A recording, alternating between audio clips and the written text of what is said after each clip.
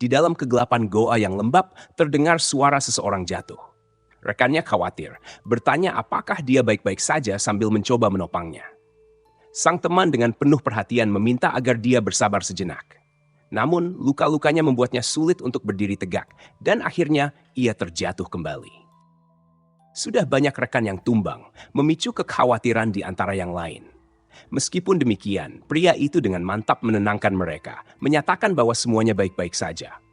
Wajahnya dipenuhi dengan harapan karena di sisi mereka ada seorang pejuang yang disebut Warrior Fern, sang harapan kekaisaran. Menjawab harapan rekan-rekannya itu, Warrior Fern tersenyum saat mendengar suara rekan-rekannya. Dengan penuh semangat, dia meminta mereka untuk bertahan sedikit lebih lama. Pria yang terjatuh dengan bangga menjawab panggilan sang warrior, diikuti dengan seruan dari yang lain. Dalam hatinya, Warrior Fern merasakan kegelisahan.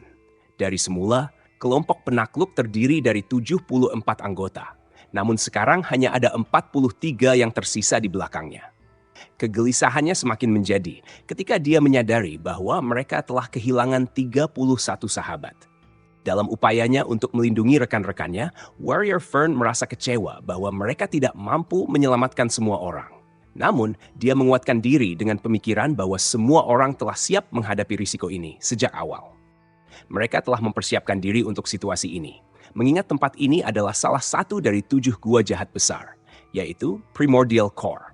Para petualang menemukan sebuah jalan masuk besar di hadapan mereka memperoleh perhatian Warrior Fern.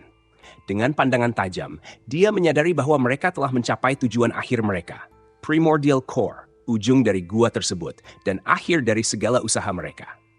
Mereka dihadapkan dengan kemungkinan menemukan harta yang tak terbayangkan dan juga tempat di mana karya terbaik Masterpiece ke-36, Ciptaan Manusia, terletak.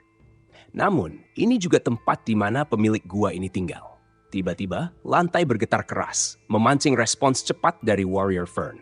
Dengan sigap, dia memberi perintah kepada timnya untuk bersiap-siap. Meskipun getaran berhenti dengan tiba-tiba, para penyihir tetap waspada, mencoba menerangi area sekitar dengan sihir sambil memperingatkan rekan-rekannya agar tetap waspada. Cahaya mulai menyinari lorong di depan, mengungkap sosok besar yang muncul di hadapan mereka. Makhluk itu membuka mata, menatap cahaya dengan penuh perhatian, dan pergerakannya membuat tanah kembali bergetar. Warrior Fern, tercengang oleh ukuran dan kekuatan makhluk tersebut, merasa tertekan saat melihat gigi-gigi tajamnya. Dalam keadaan gentar, dia dengan gemetar memperingatkan rekan-rekannya bahwa mereka harus segera melarikan diri karena mereka tidak mungkin dapat mengalahkan makhluk tersebut.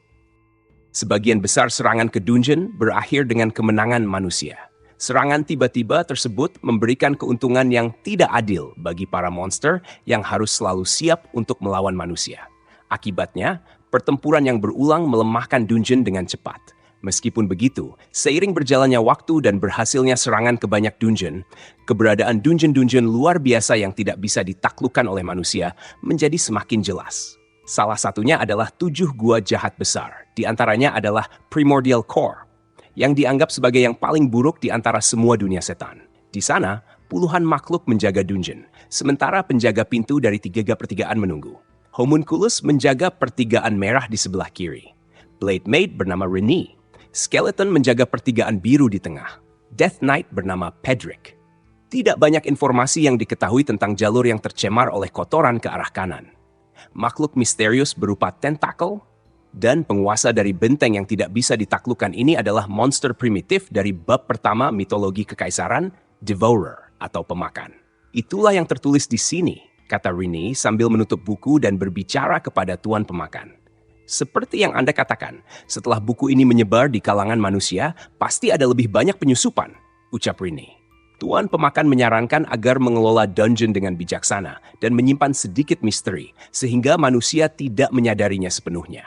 Dia menekankan pentingnya mengungkapkan sedikit informasi untuk membuat manusia merasa yakin bahwa mereka sudah mengetahui segalanya tentang dungeon tersebut, sehingga mereka terjerat dalam tipuan. Dia menyatakan bahwa ketika manusia melihat buku-buku yang dihiasi dengan fantasi, mereka akan tertarik padanya tanpa disadari, seperti ngengat pada api. Tuan Pemakan menyatakan keterkejutannya atas banyaknya manusia yang datang. Dia bertanya apakah ada 74 dari mereka. Renee menjawab bahwa memang begitu.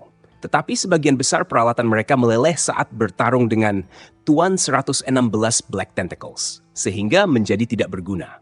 Dia menambahkan bahwa yang tersisa adalah barang-barang yang cukup mahal. Tuan Pemakan mengungkapkan penyesalannya karena tidak bisa mengatasi situasi tanpa merusak barang-barang tersebut. Rini terlihat kecewa dan makhluk besar itu mulai bertransformasi. Dia menunjukkan tatapan mata dan tangan yang hendak menggapai Rini, sambil menyatakan bahwa dia yakin Rini bisa melakukannya. Rini kembali ceria, tapi seorang skeleton memperhatikan mereka dengan tajam. Dia bertanya apakah mereka yakin bahwa mereka ada di sana untuk rapat, bukan hanya bersenang-senang. Dia kemudian menunjukkan bahwa mereka berdua adalah satu-satunya yang terlihat senang, sambil mengekspresikan ketidakpuasannya. Namun, tawa dan giginya yang berdenting membuat suasana menjadi riuh. Dengan dia berkata bahwa atmosfer di sana sangat manis, sehingga rasanya bisa membuat giginya berlubang. Dia melanjutkan dengan mengatakan bahwa dia khawatir bukan hanya giginya yang akan berlubang, tetapi bahkan kepalanya juga bisa membusuk. Skeleton itu mengomentari Tuan Pemakan terkait dengan transformasi yang kurang sempurna, menunjukkan bahwa dia melihat ada 6 jari ketika sedang membelai kepala Rini. Tuan Pemakan mengakui bahwa memang benar ada 6 jari. Pedrick menambahkan dengan mengingat kejadian sebelumnya ketika Tuan Pemakan memiliki lebih dari 40 gigi dan tersenyum lebar, yang membuatnya sangat merinding. Rini mengomentari Pedrick tentang suara giginya yang terlalu bising, sementara Pedrick merasa terganggu dengan ekspresi kekesalan Rini dan berpikir dalam hatinya bahwa mungkin sebaiknya dia mengajukan permintaan untuk berhenti sebagai penjaga pintu gua jika Rini sangat tidak nyaman dengannya. Rini menginformasikan bahwa manusia telah mulai menyerang pertigaan kanan. Dia menyampaikan bahwa penjaga 116 Black Tentacles mengalami luka serius. Tuan Pemakan menyatakan bahwa mereka tidak perlu terlalu khawatir karena kemampuan regeneratif tentakel hitam melebihi bayangan mereka. Dia menyarankan untuk melihat perkembangannya terlebih dahulu. Dan jika tidak berhasil, mereka bisa mendapatkan penjaga pintu baru.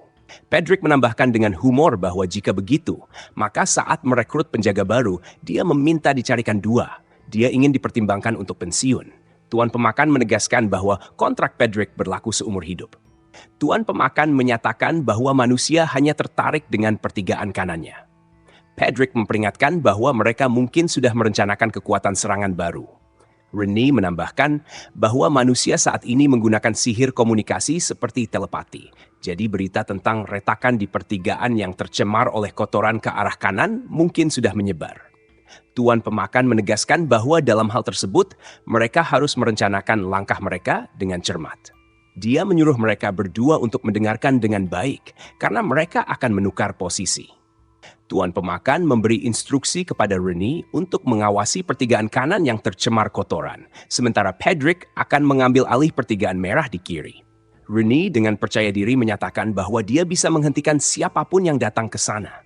Tuan Pemakan menjelaskan bahwa rencana itu akan mengarahkan 2 serangan ke pertigaan yang berbeda, sehingga mereka bisa menghentikan kedua invasi tersebut.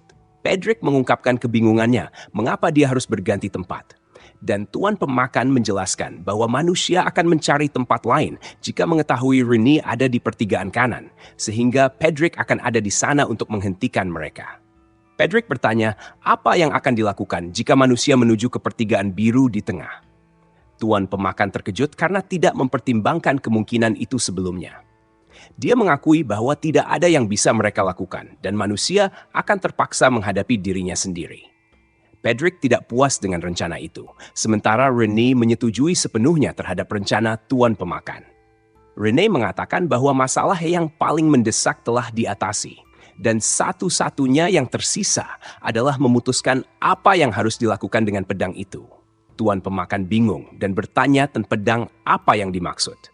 Pedrick menjelaskan bahwa dia berbicara tentang pedang yang digunakan oleh pemimpin pasukan serangan kali ini, yang menunjukkan bahwa para penyerang kali ini harus cukup kuat jika membawa pedang-pedang tersebut. Dia menemukan pedang itu dan menyebutnya sebagai Masterpiece ke-36, sebuah senjata terkenal di kalangan manusia. Pedrick mengungkapkan bahwa pedang tersebut bukanlah senjata biasa dan memiliki nama Tanabella. Tuan Pemakan tampak tidak terlalu peduli, mengingat pedang ke-36, apalah itu. Dia menganggap bahwa beberapa dari pedang itu mungkin ada di sudut-sudut gudang. Dia mengakui bahwa salah satu senjata yang dimiliki Rennie saat ini juga merupakan salah satu dari 36 masterpieces. Pedrick bertanya apa yang harus dilakukan dengan pedang tersebut, mengingat risiko jika jatuh ke tangan manusia lagi. Dia kemudian memberikan pedang tersebut kepada tuan pemakan, menyatakan bahwa dia haruslah yang mengurusnya.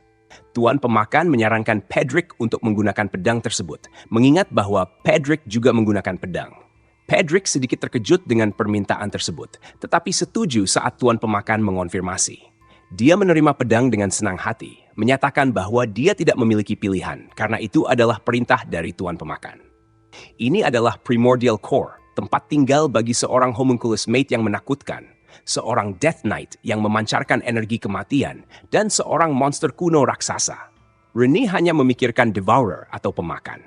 Pedrick adalah satu-satunya yang memiliki nurani di dungeon dan mahir dalam mengganggu tuan pemakan. Sedangkan Devourer adalah monster kuno yang merupakan perwujudan kemalasan. Renee bertanya kepada tuan pemakan tentang pembagian pendapatan yang tersisa.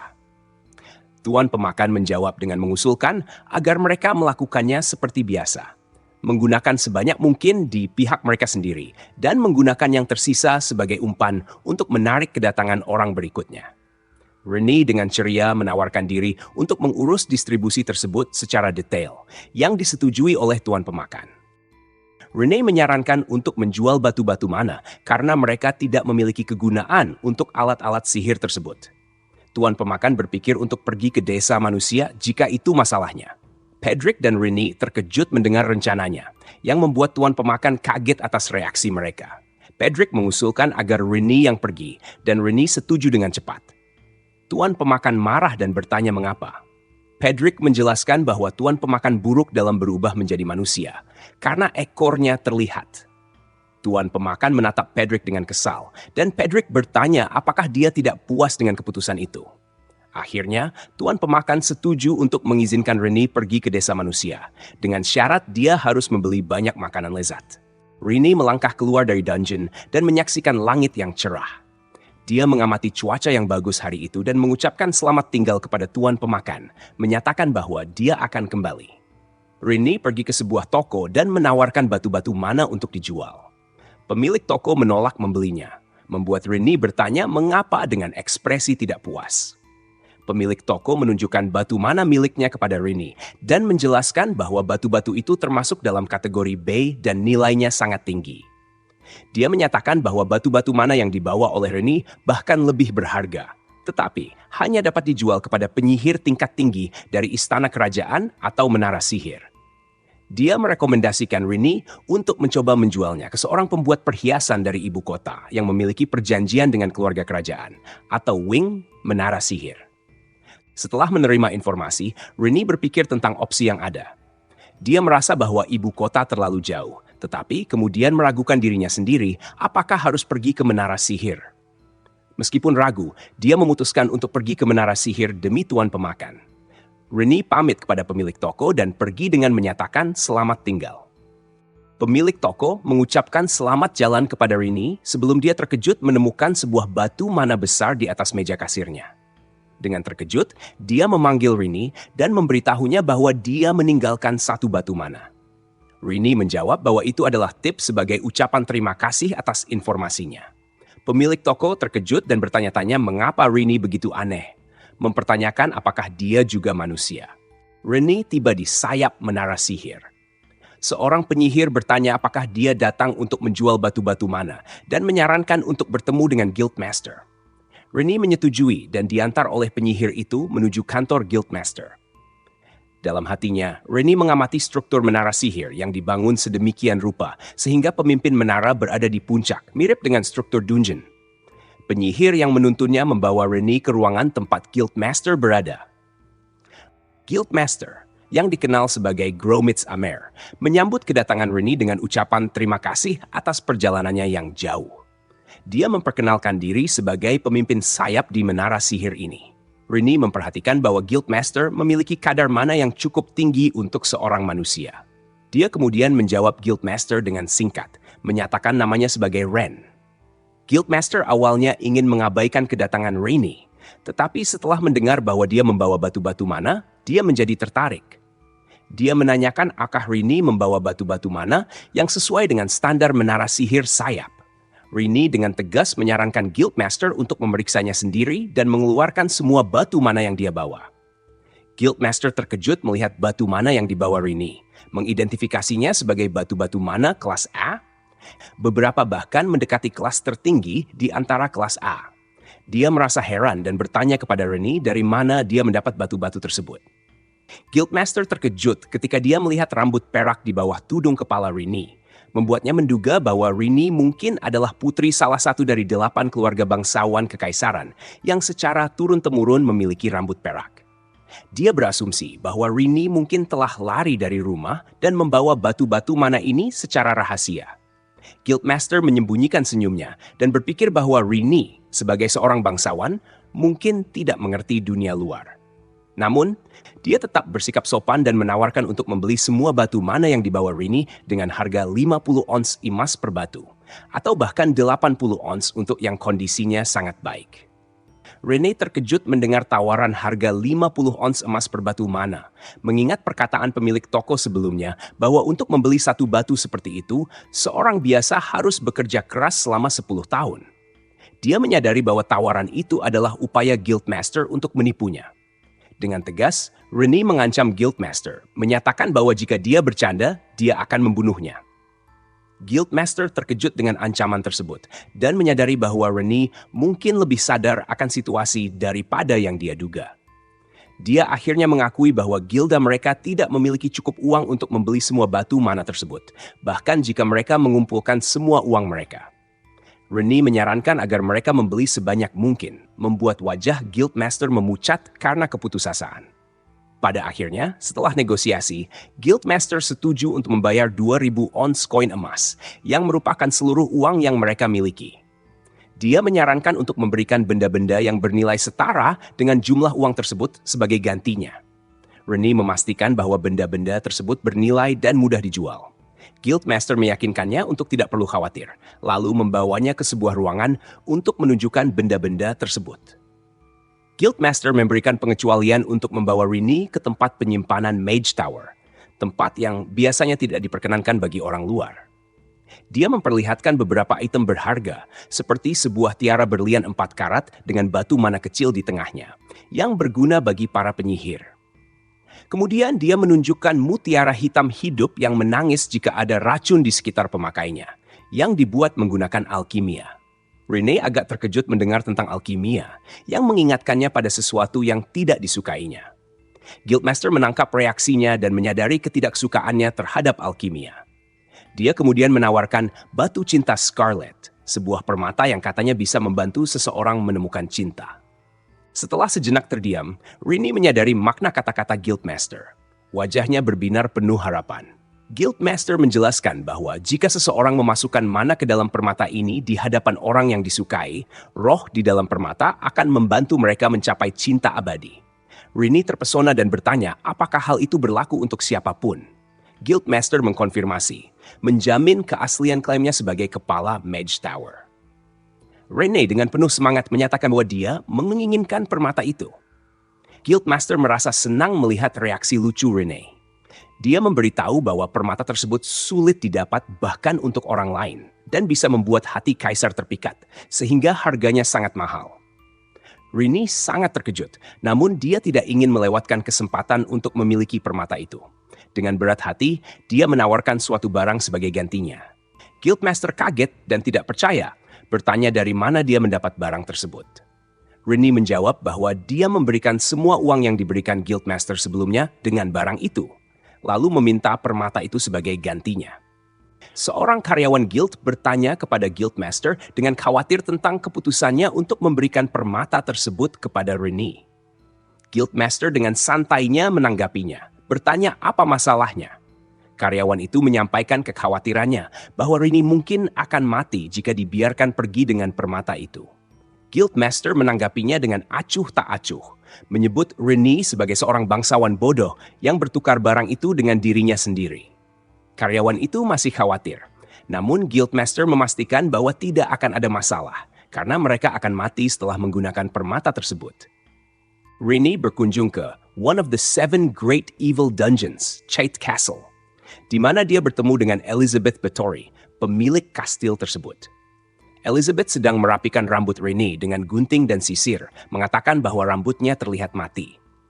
Renee meminta maaf karena datang tanpa pemberitahuan, tetapi Elizabeth menenangkannya, mengatakan bahwa tetangga harus saling membantu, terlebih melihat Renee membuatnya senang.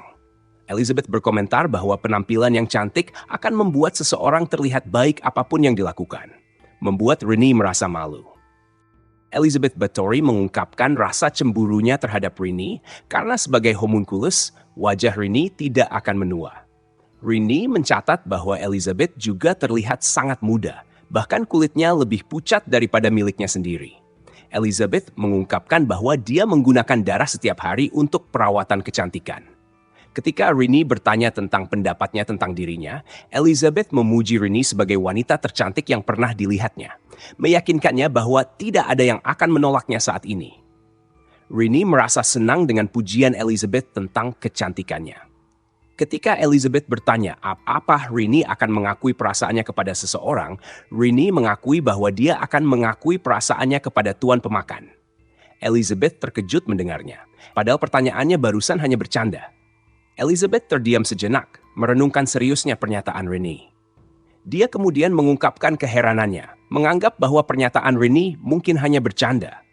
Namun, Renee bersikeras bahwa dia benar-benar akan mengaku cintanya kepada tuan pemakan.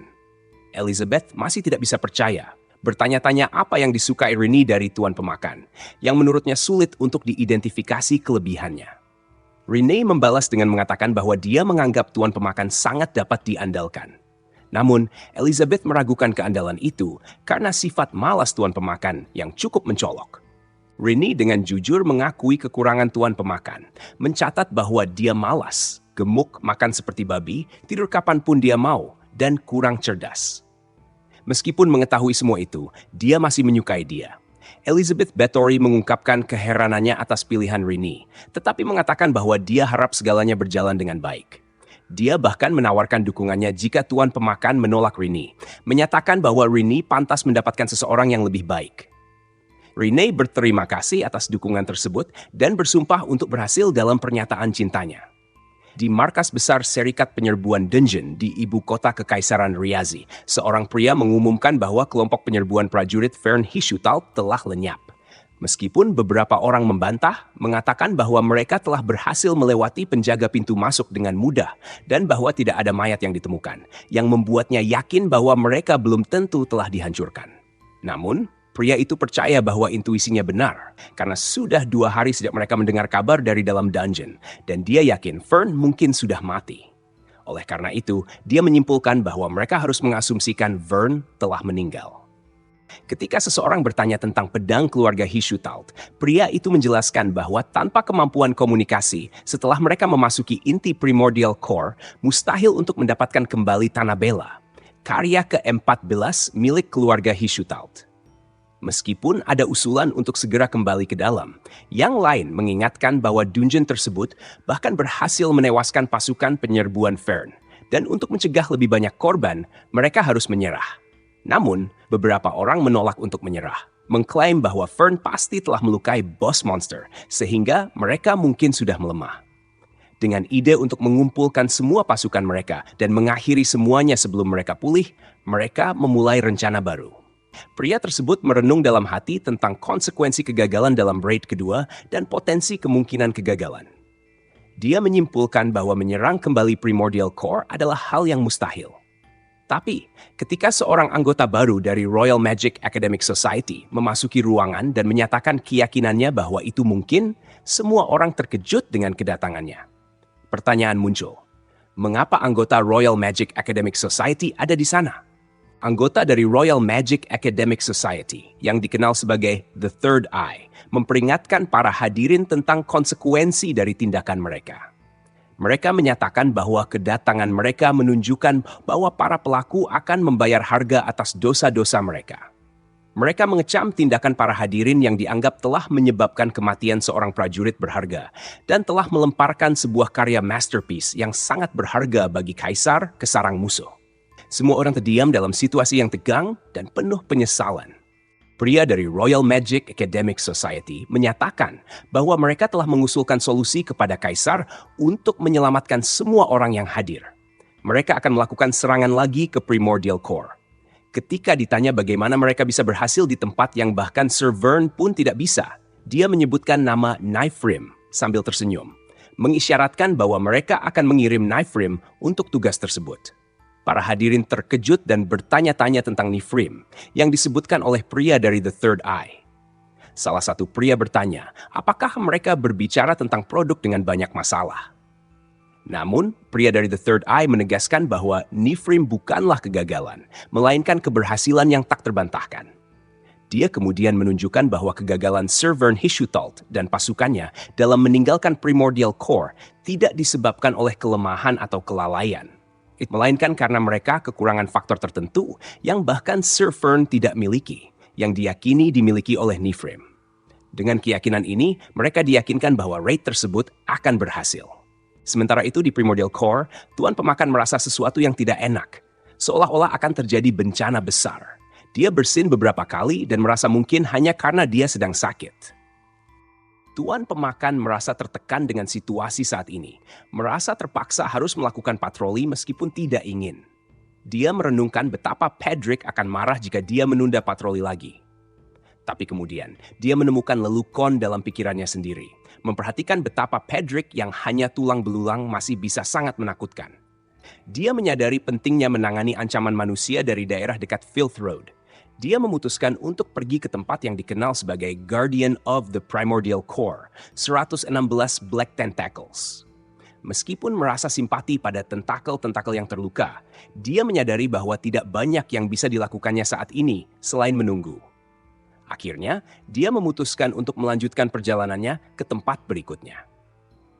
Tuan Pemakan mengunjungi manajer kamar 5 Anthropopago, menyimpulkan bahwa meskipun terdapat kerusakan, tubuh utama masih hidup dan akan pulih dengan sendirinya.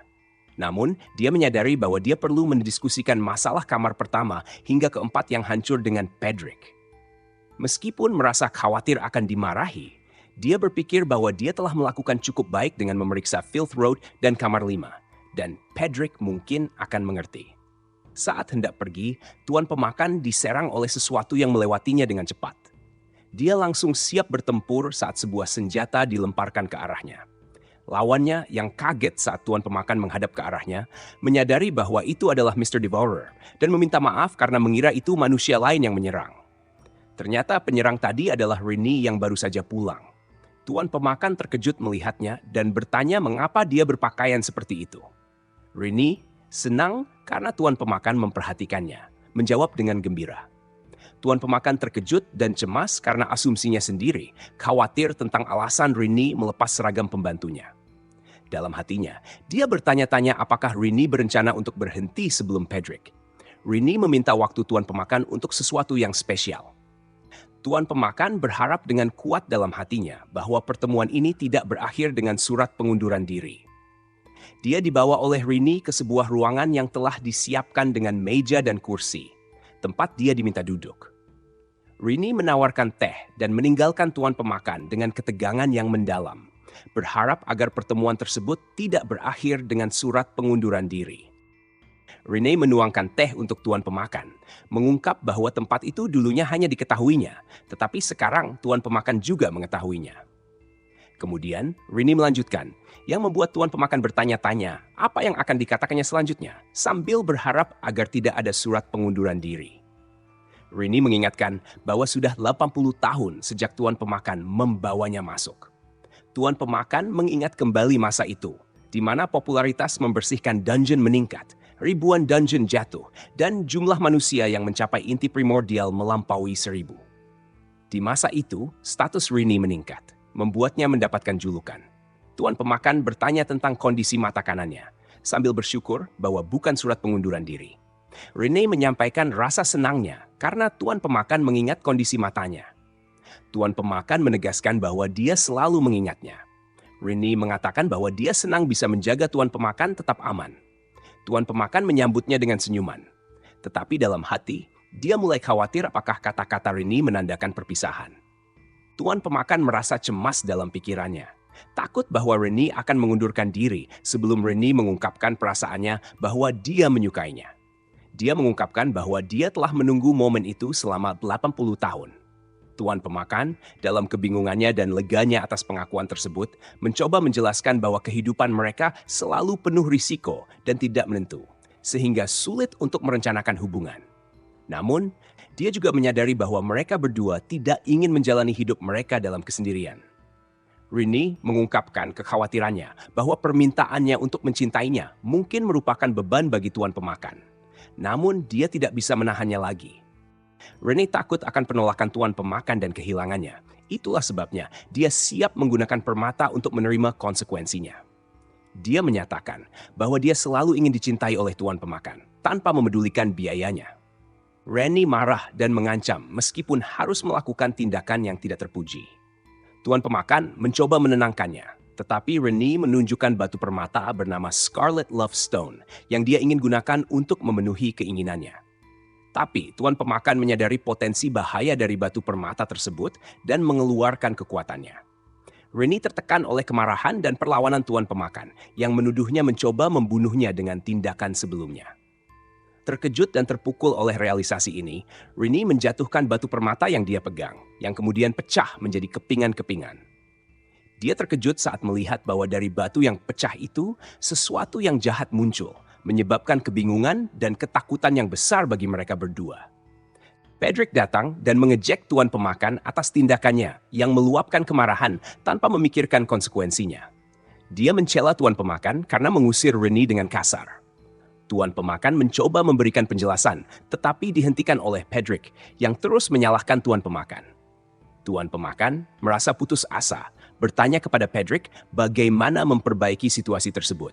Tetapi Pedrick malah menyalahkan tuan pemakan atas kekacauan yang terjadi.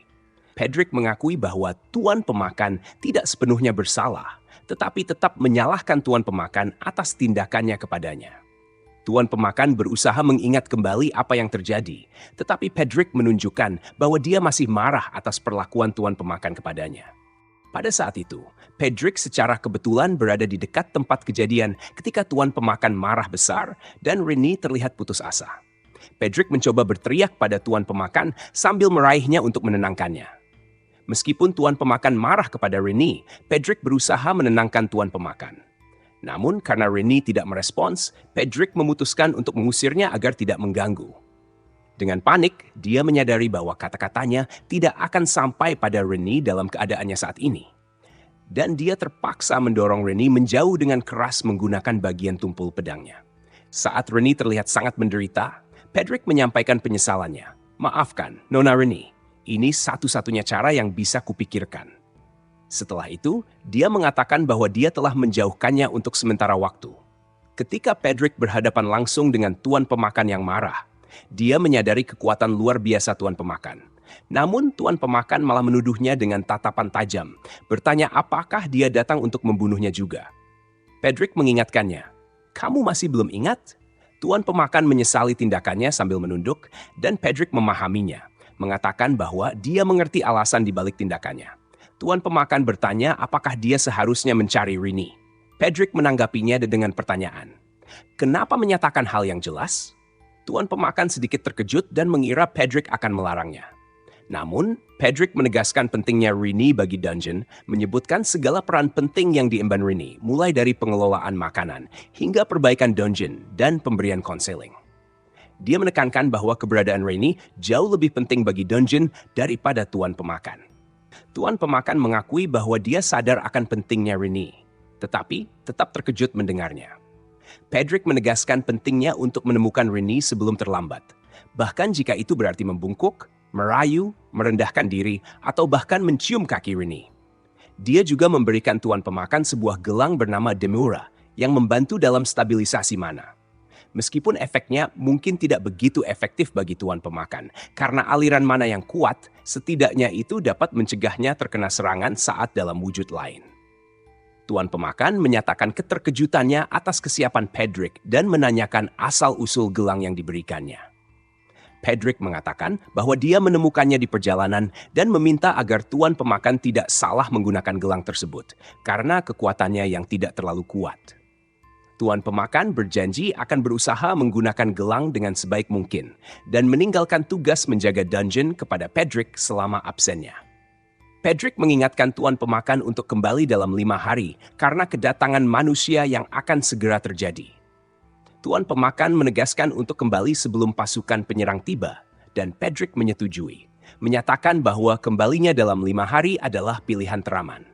Tuan pemakan menyatakan bahwa dia akan membawa kembali Reni dalam 5 hari. Pedrick menekankan agar Tuan pemakan tidak menarik perhatian jika melewati desa manusia, karena itu tidak akan menguntungkan. Tuan pemakan menyetujui dan menyatakan bahwa jika situasinya buruk, dia akan menghancurkan segalanya dan kembali. Pedrick kesal dengan responnya dan mengomentari bahwa Tuan pemakan seringkali tidak serius. Pedrick menghela napas dan menyampaikan bahwa situasinya lebih rumit dari yang diperkirakan. Reni pergi ke suatu tempat dan menukarkan Brachycephalic Tooth dengan batu mana yang berisi iblis di dalamnya. Akhirnya, sang bos kehilangan kendali dan hampir membunuhnya. Pedrick memprediksi bahwa jika sang bos mengetahui hal ini, akan terjadi pembantaian besar-besaran manusia, sebuah kiamat. Dia meyakini bahwa saat ini bukanlah waktu bagi umat manusia untuk jatuh. Pedrick sangat terkejut ketika dia membaca artikel di koran yang menyatakan bahwa markas besar Dungeon Raid Union percaya diri untuk menyerang inti dalam waktu 3 hari. Hal ini membuatnya mengingat kesepakatan dengan Tuan pemakan bahwa dia harus kembali dalam waktu 5 hari. Pedrick yang terkejut merasa frustasi dan merasa bahwa nasibnya telah memburuk, menyatakan bahwa dia merasa gila karena situasinya. Sementara itu, Tuan pemakan berhasil melakukan teleportasi, mendarat di suatu tempat yang tidak dikenal baginya. Tuan pemakan mempertimbangkan situasinya setelah kembali terteleportasi ke tempat yang asing. Dia teringat kata-kata Pedrick yang menyebutkan tentang kekacauan energi dalam tubuhnya. Meskipun demikian, dia memutuskan untuk mencoba lagi. Dia menyebutkan koordinat tempat Rena pergi untuk menjual batu mana, yaitu Desa Hastin. Lalu dia melakukan teleportasi lagi.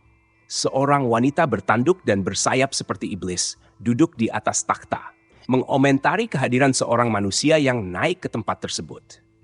Dia menyatakan niatnya untuk memberi kehormatan kepada monster yang dimiliki manusia tersebut dengan kematian yang mulia. Seseorang yang berdiri di depannya menanggapinya dengan skeptis, menyebutnya iblis rendahan dan menyatakan kedatangannya sebagai bagian dari pasukan elit ke-32 di Kekaisaran. Mereka bersumpah untuk menjatuhkan Sang Ratu Iblis dan memperoleh reputasi di benua tersebut.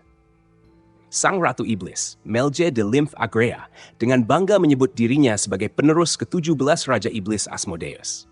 Sang pria bertekad untuk membuktikan bahwa dia akan membuat Sang Ratu Iblis menyesal. Saat yang sama, seorang pria membidikkan panah ke arah Raja Iblis, namun dengan mudah ditangkis olehnya. Rekan pria itu menyadari bahwa serangan biasa tidak akan cukup efektif. Seorang rekan mereka yang merupakan seorang penyihir menyatakan bahwa dia akan mengurus sisanya sambil meluncurkan serangan sihir api ke arah Raja Iblis.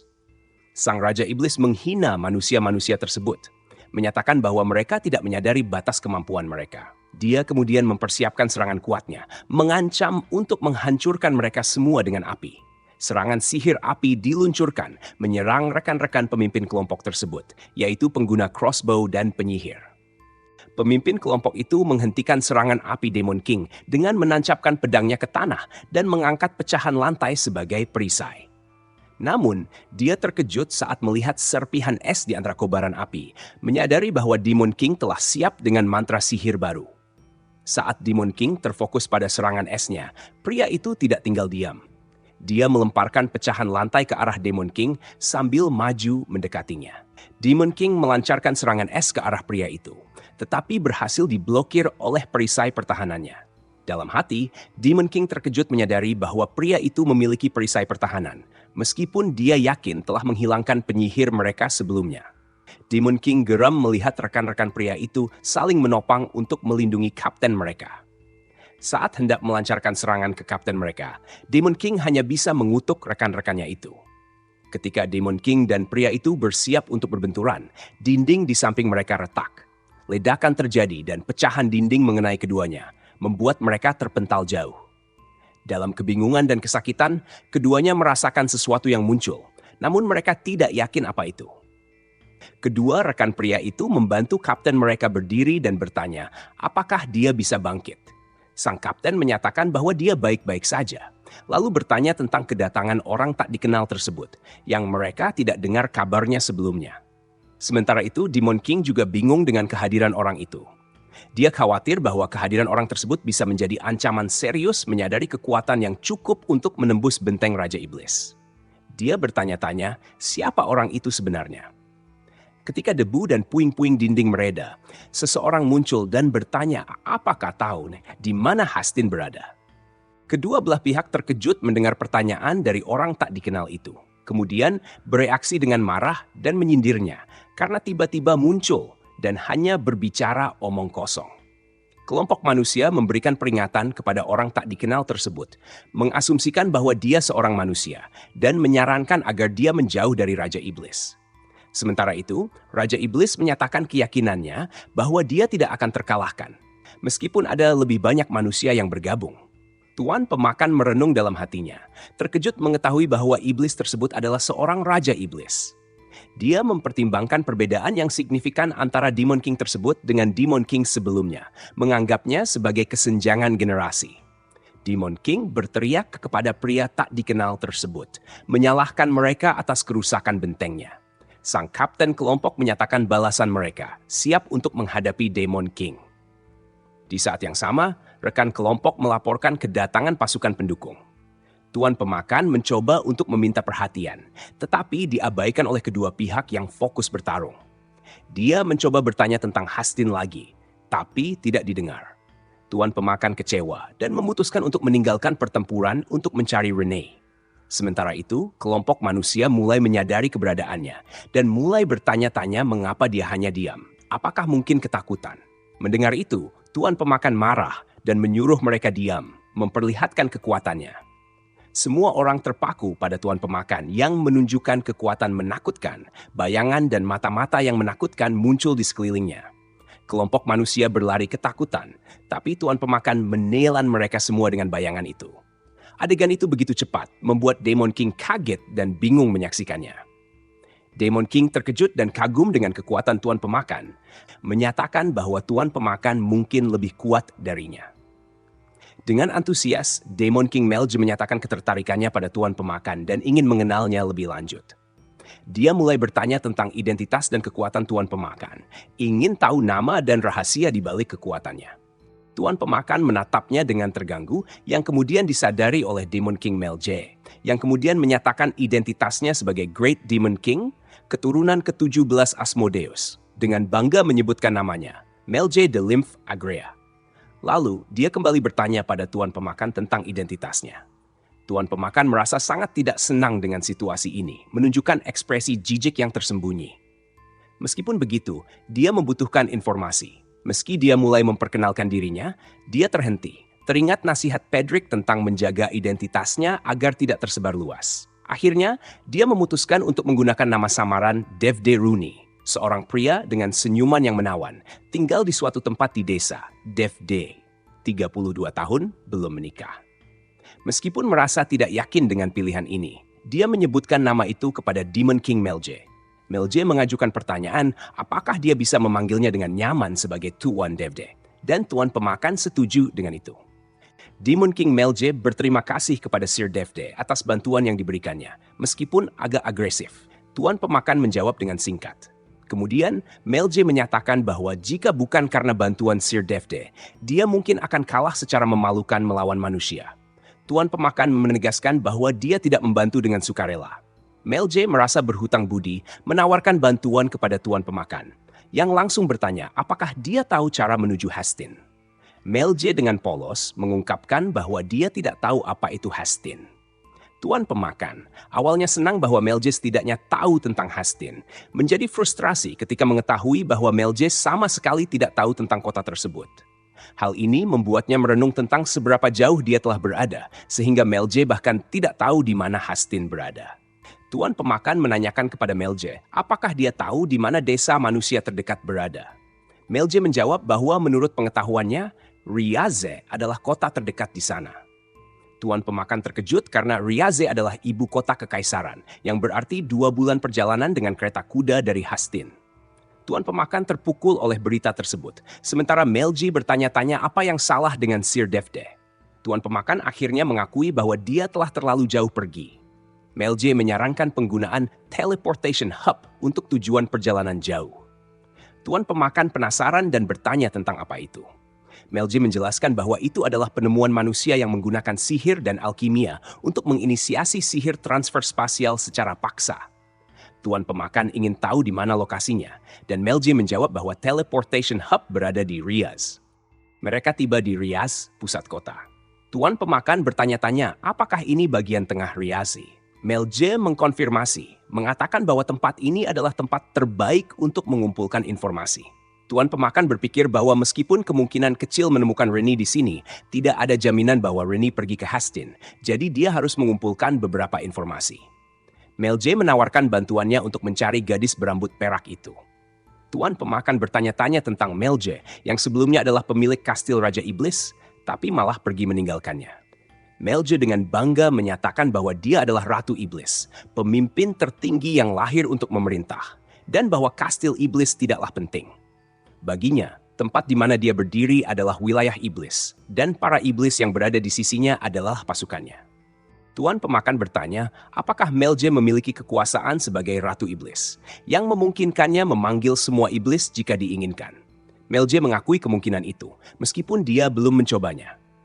Tuan pemakan menunjukkan ekspresi kesal terselip di pikirannya saat mendengarnya. Melji yakin bahwa dia akan mampu menggunakan kekuatan itu karena merupakan warisan dari ayahnya. Namun, dia mengeluh bahwa kastil yang diwariskan ayahnya kepadanya sudah setengah runtuh, dan sehingga kemampuannya terbatas. Tuan pemakan meminta maaf atas keadaan kastil tersebut, tetapi Melji menyalahkan faktor-faktor eksternal seperti manusia yang sering merusak kastilnya. Melji kemudian mengusulkan untuk berhenti berbicara tentang hal yang menyedihkan dan beralih untuk mengumpulkan informasi. Meskipun setuju, Tuan pemakan merasa situasinya akan semakin rumit dan mengganggu. Beberapa saat kemudian, mereka duduk di sebuah tempat dan diberi segelas bir masing-masing. Tuan pemakan menyatakan bahwa perasaannya tidak hanya sekadar perasaan.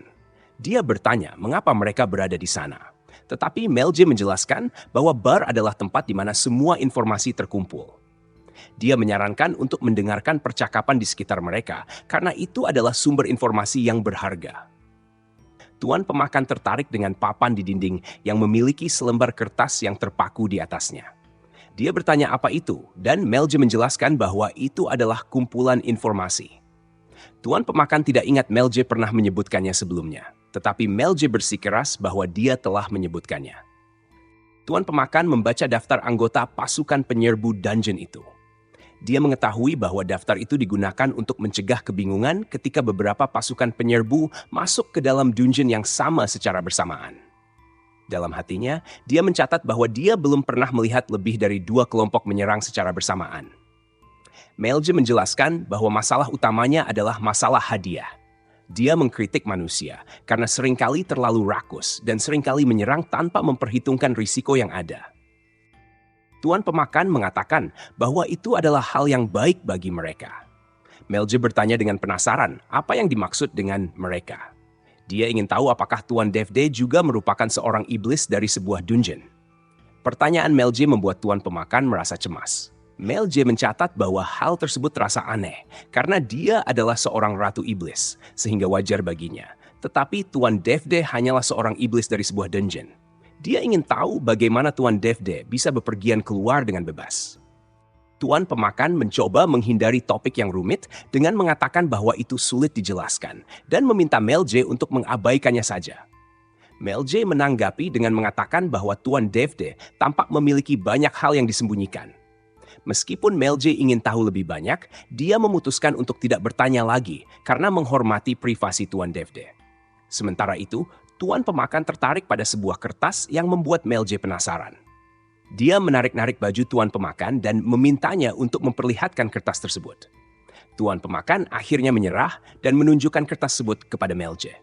Melji sangat antusias ketika dia melihat kertas tersebut, yang ternyata adalah perekrutan untuk menyerang Primordial Core dari 7 dungeon jahat besar. Tuan pemakan terkejut dan bertanya apakah Melje tahu tentang Primordial Core. Melje dengan yakin menjelaskan bahwa Primordial Core adalah salah satu dari 7 dungeon jahat besar yang diakui bahkan oleh manusia dan menjadi tujuan semua iblis. Dia menjelaskan bahwa penguasa Primordial Core adalah penguasa semua hal yang menghukum mereka yang takut. Tuan pemakan dalam hati merenungkan kenyataannya, merasa bahwa penguasa Primordial Core lebih mirip seorang pemilik rumah yang diganggu oleh penyewa yang nakal. Melje mengungkapkan keinginannya untuk menjadi lebih kuat dan mengunjungi Primordial Core untuk bertemu dengan Tuan Pemakan. Tuan Pemakan dalam hati mencatat ironisnya bahwa Melje sudah berbicara langsung dengan Tuan Pemakan saat ini. Melje menjelaskan bahwa dia ingin memiliki kekuatan yang tak tertandingi, terinspirasi oleh ayahnya yang kuat dan raja yang pantas. Dia juga menyebut pahlawan manusia, Fern, yang mengalahkan seorang raja iblis. Tuan Pemakan pura-pura terkesan oleh pencapaian Fern, sementara sebenarnya dia telah menelan pahlawan itu. Melje mengutarakan keinginannya untuk menjadi kuat dan menarik perhatian para iblis dengan kekuatannya. Dia ingin menjadi kuat tanpa harus menghabiskan hidupnya menjalankan dungeon seperti ayahnya. Tuan Pemakan merespons dengan optimis, mengatakan bahwa itu keren. Namun, dalam hatinya, dia merenung tentang masa lalunya yang penuh semangat dan ambisi, yang akhirnya membuatnya memilih untuk hidup santai. Saat dia tengah bernostalgia, suara orang mengorok mengganggunya, dan dia memastikan apa Melje benar-benar tidur. Ternyata, Melje tidur dengan nyenyak. Seseorang memanggil bartender, bertanya tentang permintaan penaklukan baru. Sang bartender menjawab bahwa permintaan itu datang kemarin, tapi dia lupa memajangnya. Orang itu protes karena berita kemarin dipajang sekarang. Orang lain bertanya tentang dungeon apa itu. Sang bartender berjanji akan memajangnya sekarang agar mereka bisa cek sendiri. Salah seorang mengingatkan bahwa bartender bisa didenda jika tertangkap oleh inspektur imperial. Sang bartender setuju. Itulah sebabnya dia segera memajangnya. Surat baru di papan menginformasikan tentang dungeon Primordial Core yang terletak dekat Hastin, bagian barat paling jauh dari Kekaisaran, di dalam hutan Grafenia, sebuah gua bawah tanah yang terbuat dari batu kapur. Peringatan disampaikan bahwa ini adalah dungeon dengan tingkat bahaya selevel 7 Great Evil Dungeons. Hanya mereka yang berhasil menaklukkan peringkat S dari Kekaisaran, atau diakui memiliki keterampilan setara yang diizinkan masuk. Daftar kelompok yang berpartisipasi termasuk Paimor Raid Force di bawah Paimor Dubelay, dengan total 31 anggota yang dipimpin oleh pemimpin Raid Nifrim. Jadwal untuk melakukan penaklukan adalah dalam waktu 72 jam sejak tanggal permintaan tersebut dikeluarkan. Melje terbangun keesokan paginya dan mengeluh tentang sakit kepala. Tiba-tiba Tuan Pemakan datang dan bertanya apakah dia sudah bangun. Melje mengeluh bahwa dia tidak ingat apa yang terjadi kemarin. Tuan Pemakan menyadari bahwa dia tiba-tiba menjadi sangat kecil. Melje bertanya, mengapa Tuan Pemakan terlihat terkejut? Dan dia menjawab bahwa dia merasa matanya rusak karena Melje terlihat begitu kecil baginya. Melje menegaskan bahwa dia tidak kecil dan marah karena dipanggil seperti itu. Tuan Pemakan berasumsi bahwa Melje mungkin sedang membalikan usianya, dan Melje marah sambil mukulnya karena menggunakan kata-kata yang kurang sopan. Tuan Pemakan bertanya lagi, kenapa Melje tiba-tiba muda, sementara dia menerima semua pukulan dari Melje. Masih sambil memukul-mukuli Tuan Pemakan, Melje menjelaskan bahwa kemarin dia berada dalam bentuk kedua yang tidak diremehkan manusia biasa, yang ia sebut versi kedua, dan bentuknya sekarang adalah versi pertama. Tuan Pemakan mencoba memahaminya, bertanya apakah bentuk sebelumnya bukanlah bentuk aslinya. Melje merasa heran dengan perubahan wajah Tuan Pemakan, mengasumsikan bahwa mungkin dia bengkak setelah makan camilan larut malam, meskipun ia sendiri yang tanpa sadar memukulnya terus-menerus. Namun, Melje mengabaikannya dan menjelaskan bahwa biasanya sihir transformasi mencerminkan bentuk masa depan penggunanya, dengan percaya diri mengklaim bahwa saat ia menjadi lebih tua, ia akan berubah menjadi versi kedua yang luar biasa. Tuan Pemakan merespon dengan mengiyakan, namun Melje menegaskan apakah dia mengerti sekarang. Tuan Pemakan memberi tanggapan yang tampak tidak peduli. Membuat Melje bertanya apakah ia tidak puas dengan jawabannya. Tuan Pemakan kemudian menyarankan agar Melje mengganti pakaian terlebih dahulu. Melje marah karena diperlakukan seperti anak kecil dan mengatakan bahwa tidak akan memaafkannya atas hal ini. Di kediaman Count of Hastin, rombongan pasukan Raid tiba dan menuntut agar pintu gerbang dibuka untuk menyambut pasukan raid. Mereka datang dari Rise untuk menyerbu Primordial Core. Di dalam kediaman, seseorang bertanya siapa yang mengirimkan pemberitahuan tersebut. Jawabannya, pemberitahuan itu datang dari nama Third Eye yang diteruskan kemarin. Count Etark, penguasa Hastin, merasa kesal dengan pemberitahuan tersebut, mengutuk para anggota Royal Society. Dia menyatakan bahwa untuk masuk ke dungeon tipe B atau yang lebih tinggi, diperlukan izin dari penguasa wilayah setempat, bukan perintah sembrono seperti ini. Meskipun begitu, karena itu adalah perintah keluarga kerajaan, dia merasa tidak bisa menolaknya. Count Etark menanyakan kepada pelayannya apakah ia yakin pasukan raid ini akan berhasil menyergap Primordial Core. Sang pelayan menggelengkan kepala, menunjukkan keraguan. Count Etark merasa sama, menganggap pasukan raid ini terlalu lemah untuk menyasar Primordial Core. Dia bahkan tidak pernah mendengar tentang pemimpin mereka, Nifrim. Dia mempertimbangkan untuk mengirim pasukan raid yang lebih kuat terlebih dahulu. Pelayannya menyampaikan bahwa jawaban mungkin lebih dekat dari yang dia kira. Count Etark memikirkan kemungkinan Mage Tower's Wing. Meskipun itu tampak gila bagi sebuah menara penyihir peringkat A untuk menantang Primordial Core, dia memikirkan bahwa jika rumor itu benar, mengalahkan pengawalnya bisa membuka jalan bagi kemenangan. Dia memerintahkan pelayannya untuk segera menghubungi Wing dari menara sihir dan membuat permintaan. Dia menjanjikan imbalan besar dan kehormatan bagi siapapun yang berhasil menaklukkan Primordial Core. Penjaga pintu ruang pribadi Count Etark berteriak pada seseorang yang memaksa masuk, memperingatkannya untuk tidak masuk. Sang Count menanyakan siapa orang itu, yang kemudian memperkenalkan diri sebagai Nifrim. Meskipun Count terkejut dengan kedatangannya tanpa pemberitahuan sebelumnya, Nifrim dengan percaya diri mengingatkan bahwa Count seharusnya sudah diberitahu oleh keluarga kerajaan. Count merasa terancam dengan tatapan tajam dari Nifrim. Rekan Nifrim meminta makanan manis, teh, dan coklat, dan Count Out memerintahkan pelayannya untuk memberikan pesanan itu. Setelah disajikan camilan, Count Etark bertanya tujuan kedatangan Nifrim. Nifrim menjawab bahwa mereka datang untuk menghancurkan Primordial Core. Count Etark terkejut dengan kecepatan mereka dan bertanya kapan mereka akan berangkat. Nifrim menjelaskan bahwa mereka seharusnya pergi hari ini, tapi ada halangan sehingga rencana diundur ke esok hari. Count Etark menyarankan untuk menunda lebih lama agar mereka pulih sepenuhnya sebelum berangkat. Tapi Nifrim menolak dan menyatakan bahwa mereka hanya akan singgah sebentar di Mage Tower's Wing sebelum berangkat. Hal ini membuat Count Etark cemas dan bertanya apa maksud mereka pergi ke sana. Nifrim menjawab dengan nada yang menyeramkan bahwa mereka pergi untuk membunuh semua orang di sana. Count Etark terkejut dan bertanya tentang maksud Nifrim. Nifrim menjelaskan bahwa dia dapat dengan mudah mendengar percakapan rahasia di dalam rumah Count Etark menggunakan sihir penyadap. Dia menyatakan bahwa mereka tidak akan mundur dari rencana mereka untuk menyerang dungeon dan bahwa mereka harus menghilangkan siapapun yang menghalangi. Nifrim menganggap situasi ini menguntungkan bagi Count Etark karena pihak yang lebih kuat antara mereka dan Mage Tower's Wing akan menyerang Primordial Core. Count Etark agak terpaksa mengakui kesalahannya dan menyatakan bahwa dia tidak akan menyewa bantuan dari pihak lain. Dia mengizinkan Nifrim untuk melanjutkan rencananya kapanpun dia mau. Nifrim menanggapinya secara sinis sebelum meninggalkan tempat tersebut. Sementara itu, di Primordial Core, Pedrick melakukan latihan dengan pedangnya, memotong batu-batu menjadi 2 bagian. Dia merasa siap dan menunggu kedatangan pasukan raid yang akan menyerang sebentar lagi.